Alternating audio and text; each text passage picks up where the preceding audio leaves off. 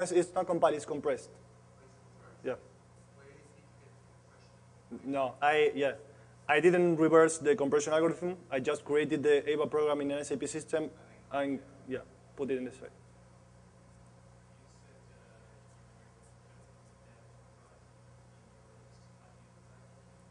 The question is that I say that it's possible to jump from dev to production system.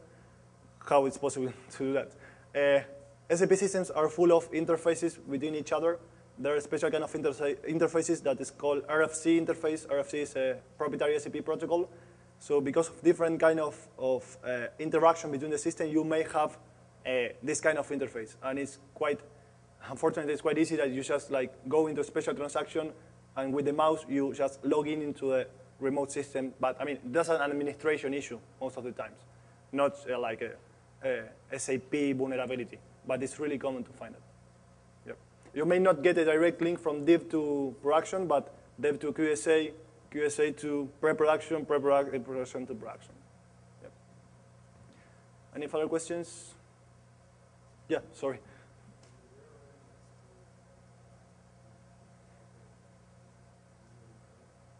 Sorry, I cannot hear. For web app?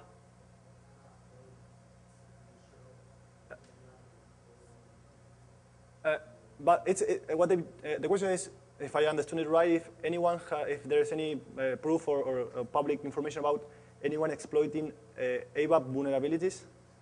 Well, actually, this is like not an ABAP vulnerability itself, but if I get your point right, ABAP programs are susceptible to have security flaws like SAP applications, PHP applications, you have remote file inclusion, SQL injection, and that stuff.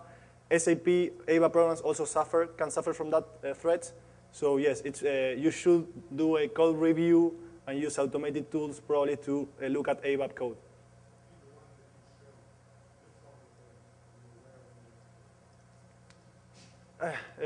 The thing is that this is not, I don't regard this as a vulnerability. What we are doing is modifying something in the database, and the system has no way to know that it was modified. Or maybe they could deploy something, but they don't have. So I don't regard this as a vulnerability. It's more like an exploitation technique or a set of steps, but it's not a specific vulnerability. So anyway, if I got reports of someone backdooring the SAP system, yes, not with this level of complexity maybe. It was probably some more malicious developers that created malicious ABAP programs. So if the program received a parameter, obscure parameter with his name, his daughter's name, it will delete all the files, like a logic bomb or something. But not with this level of complexity. Any further questions? Yeah.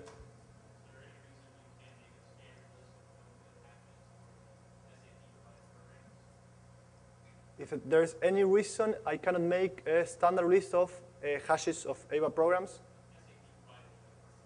Why SAP is not providing us the firms? You probably can send them an email. Yeah, that will be actually the best choice. And probably this kind of thing drives that.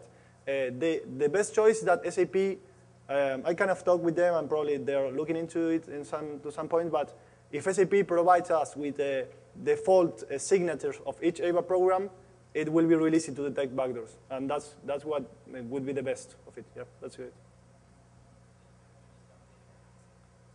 Sorry? Yeah.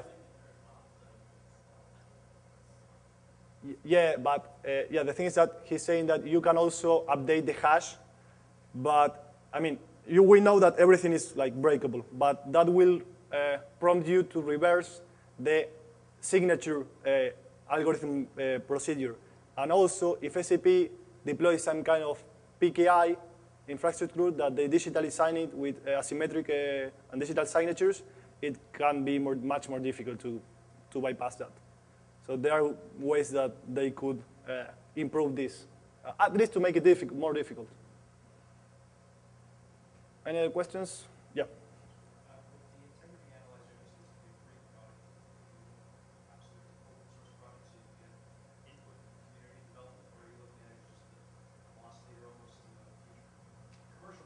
Okay. Yeah, the question is that if we are providing integrity analyzer as an open source project, or it's just a small proof of concept, and then we're going to build something commercial about it. The question, I mean, so far we were planning to release it like not open source. Bizploit is open source, so you can get all the code of Bizploit and this ERP pen testing framework. But actually, we still don't know honestly, we still don't know what we're going to do with integrity analyzer. But yes, probably still the only solution that's going to be open source is Bizploit. At least at this point, we have to look at it really honestly. Any other questions? Well, anyway, you have my email address. Are probably not going to be so much online these days, but probably when I recover next week, I will be available. So you can just drop me an email. And so thank you.